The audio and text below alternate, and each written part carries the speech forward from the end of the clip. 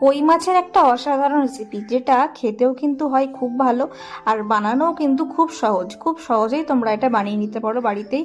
তো সেই রেসিপিটাই তোমাদের সাথে আজকে শেয়ার করব।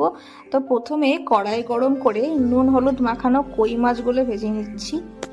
কই মাছকে কিন্তু একটু কড়া করে ভাজতে হয়, তাই সময় নিয়ে বেশ এপিট ওপিট লাল করে ভাজতে হবে, না হলে কিন্তু এই মাছ খেতে অতটাও ভালো লাগবে না।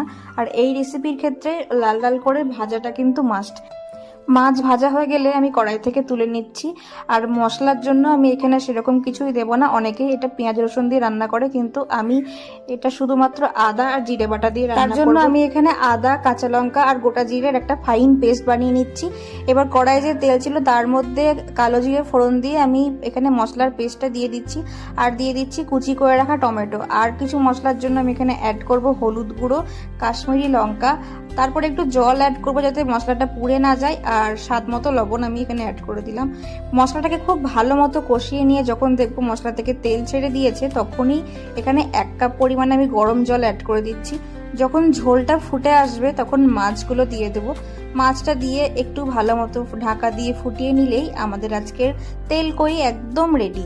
গরম গরম ভাতে কিন্তু এটা খেতে অসাধারণ লাগে।